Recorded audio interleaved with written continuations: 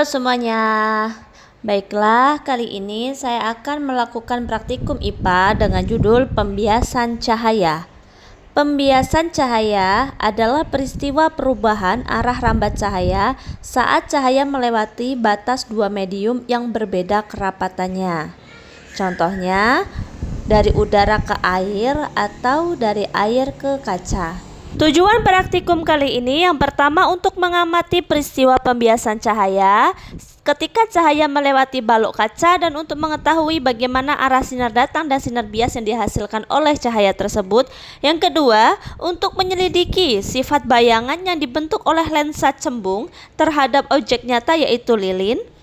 Yang ketiga, untuk mengamati pengaruh lensa cembung terhadap bayangan huruf serta memahami sifat bayangan yang terbentuk ketika huruf diletakkan di dekat dengan lensa. Dan yang keempat, untuk mengetahui bagaimana lensa cekung mempengaruhi bentuk dan ukuran bayangan huruf serta memahami sifat bayangan yang dibentuk oleh lensa cekung terhadap benda datar seperti tulisan. Baik, sebelum praktikum ini kita mulai, kita harus mempersiapkan alat dan bahan yang akan kita gunakan dalam praktikum kali ini. Pada praktikum kali ini nanti kita akan melakukan 4 kali percobaan. Percobaan pertama yaitu percobaan balok kaca dengan senter. Percobaan yang kedua, percobaan lensa cembung dan lilin. Percobaan yang ketiga, percobaan lensa cembung dan buku tulis. Percobaan yang keempat, percobaan lensa cekung dan buku tulis. Baik, berikut ini adalah alat dan bahan yang harus kita persiapkan. Yang pertama ada senter, kedua penggaris, ketiga lilin dan korek api, keempat lensa cekung, kelima lensa cembung, keenam balok kaca, ketujuh busur derajat, kedelapan layar, dan kesembilan buku. Baik, langsung saja kita ke praktikum yang pertama, yaitu percobaan antara balok kaca dengan senter. Pembiasan balok kaca adalah peristiwa pembelokan arah cahaya saat cahaya masuk dan keluar dari balok kaca yang memiliki dua permukaan sejajar dan kerapatan optik lebih tinggi dibandingkan udara. Pada kegiatan satu ini, kita mengukur sudut datang dari cahaya yaitu 10 derajat akan menghasilkan sudut bias 7 derajat dengan keterangan sinar sedikit membelok ke arah normal di mana terjadi pembelokan kecil dan terjadilah sebuah pembiasan. Ketika cahaya datang dari udara ke kaca, maka cahaya akan dibiaskan mendekati garis normal. Untuk langkah 1 ini, garis normal yang terbentuk itu sedikit mengalami pembelokan dan belum jelas. Langkah kedua, mengukur pembiasan cahaya dengan sudut datang 20 derajat, maka dihasilkan sudut bias 13 derajat di mana sinar akan membelok lebih tajam ke arah normal yang ditandai semakin membeloknya ke arah normal dan terjadilah sebuah pembiasan cahaya. Dapat kita lihat.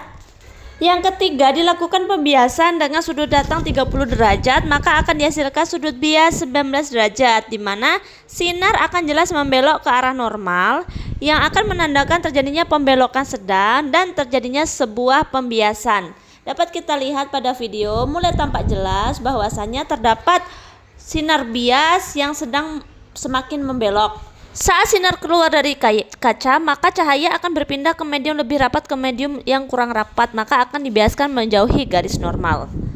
Yang keempat ini sudut datang 45 derajat, maka dihasilkan sudut bias yaitu 28 derajat, di mana sinar dibiaskan akan cukup besar sehingga menyebabkan pembelokan yang sangat signifikan dan terjadilah indikasi sebuah pembiasan cahaya.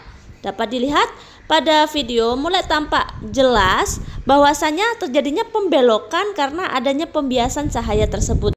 Percobaan kelima dilakukan dengan sudut datang 60 derajat, maka akan dihasilkan sudut bias 35 derajat di mana sinar yang datang akan sangat membelok saat masuk sehingga terjadilah pembelokan besar dan ini terjadinya bukti indikasi sebuah pembiasan cahaya. Di sini sangat terlihat jelas sekali bahwasannya pembiasan cahaya sangat terjadi pada sudut datang tersebut. Dari hasil sebelumnya dapat disimpulkan bahwasanya Pada pembiasan cahaya balok kaca ini, cahaya mengalami pembiasan saat melewati balok kaca, yaitu perubahan arah rambat ketika cahaya masuk dari medium udara ke medium kaca dan sebaliknya. Ketika cahaya masuk dari udara yang kurang rapat ke kaca yang lebih rapat, maka arah cahaya akan dibelokkan menjadi atau mendekati garis normal. Sebaliknya, apabila cahaya keluar dari kaca menuju ke udara, cahaya akan dibelokkan menjauhi garis normal. Meskipun cahaya berubah dua kali, sinar datang dan sinar bias tetap sejajar namun mengalami pergeseran posisi. Peristiwa ini sesuai dengan hukum pembiasan Snellium yang menyatakan bahwa perbandingan antara sinus sudut datang dan sinus sudut bias sebanding dengan perbandingan indeks bias kedua medium tersebut. Percobaan 2, mengamati pembiasan cahaya lensa cembung dengan lilin. Langkah pertama, kita letakkan lensa cembung di depan lilin dengan jarak benda 10 cm, maka akan dihasilkan bayangan min 30 cm dengan sifat bayangan yaitu maya, tegak, dan diperbesar. Benda ini merupakan benda di antara fokus dan lensa. Bayangan yang dihasilkan pada lensa cembung ini dapat kita lihat bahwasanya bayangan tersebut masih terdapat diperbesar. Dapat kita lihat, nanti akan kita bandingkan dengan jarak yang berbeda, di mana setiap jarak akan dihasilkan bayangan yang berbeda karena sifatnya lensa cembung ini adalah konvergen. Bayangan yang dihasilkan kepada lensa cembung dapat bersifat nyata ataupun maya tergantung posisi benda terhadap fokus. Kemudian yang kedua, kita akan mengukur jarak lensa cembung menuju lilin dengan jarak benda yaitu 15 cm. Nanti pada jarak ini akan dihasilkan jarak bayangan yaitu 30 cm, di mana menghasilkan sifat bayangan yang nyata, terbalik, dan juga diperbesar. Yang ini dapat diketahui bahwasanya benda tersebut sudah berada di antara fokus dan 2F atau 2 kali panjang fokus. Kemudian percobaan yang ketiga, kita akan mengukur jarak lensa dan lilin yaitu dengan jarak benda 20 cm. Nanti akan dihasilkan jarak bayangan 20 cm juga dengan sifat bayangan yaitu nyata, terbalik, dan sama besar, di mana benda ini berada di titik 2F atau 2 kali panjang fokus. Dapat kita amati pada video, bayangan yang terbentuk ini bersifat nyata namun terbalik dan ukurannya sama besar. Kemudian percobaan yang berikutnya keempat yaitu kita akan mengukur lensa cembung dengan lilin dengan jarak 25 cm, maka akan dihasilkan jarak bayangan 16,7 cm dengan sifat bayangan yaitu nyata, terbalik, dan diperkecil sehingga mempunyai keterangan benda berada di luar titik 2F atau 2 kali panjang fokus. Dapat kita lihat pada video. Kemudian percobaan yang terakhir, kita akan mengukur lensa cembung dengan lilin dengan jarak benda yaitu 50 cm. Nanti akan dihasilkan jarak bayangan yaitu 14,3 cm. Nanti akan kita lihat bahwa sifat bayangan yang terbentuk adalah nyata, terbalik, dan sangat diperkecil.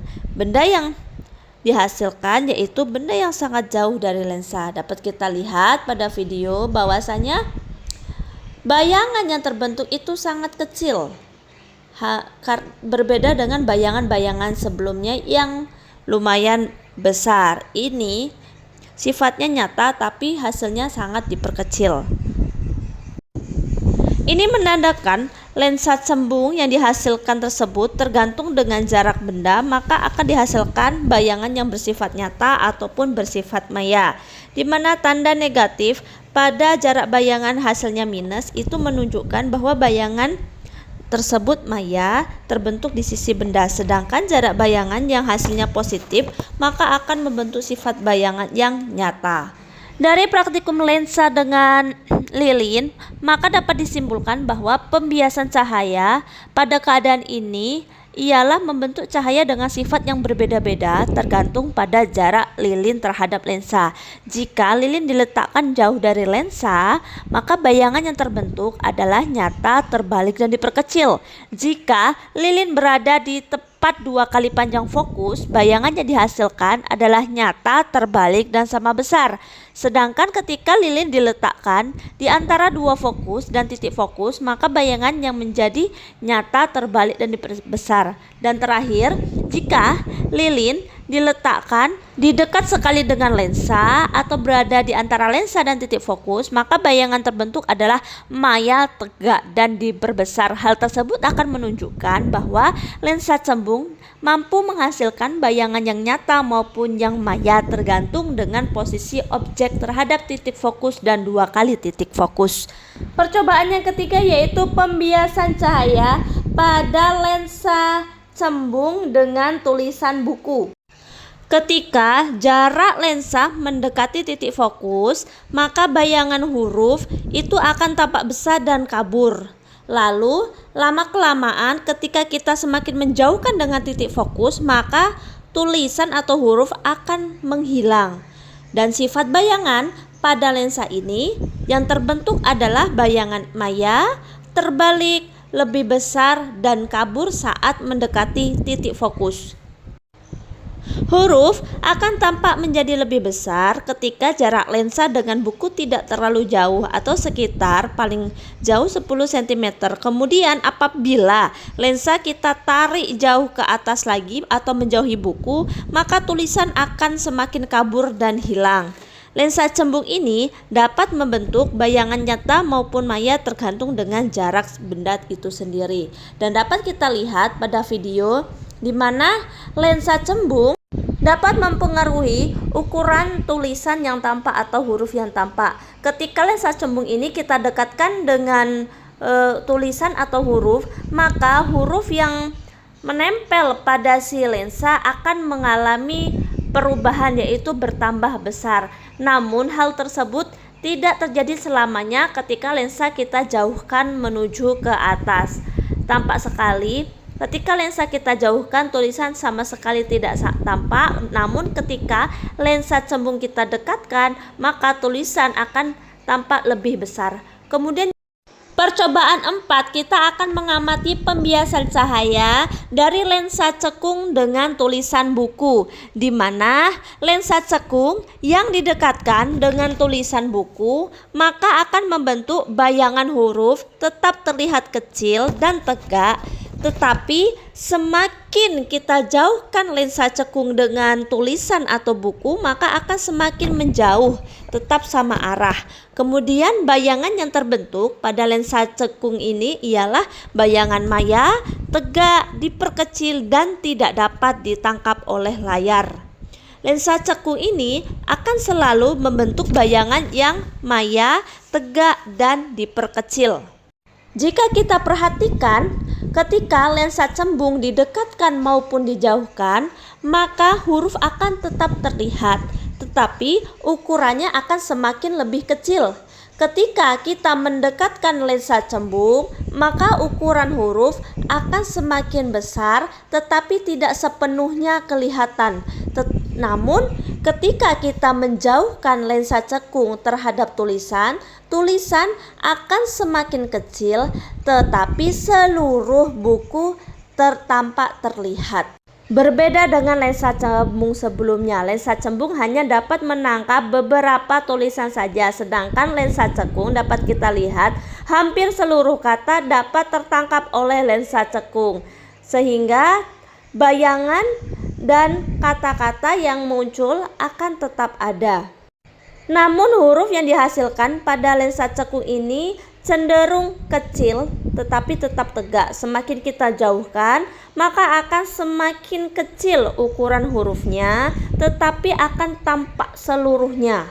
Berdasarkan praktikum ini, dapat kita simpulkan bahwa kedua lensa yang kita gunakan, baik cembung dan cekung, dapat membiaskan cahaya dengan cara yang berbeda dan menghasilkan bayangan yang berbeda pula.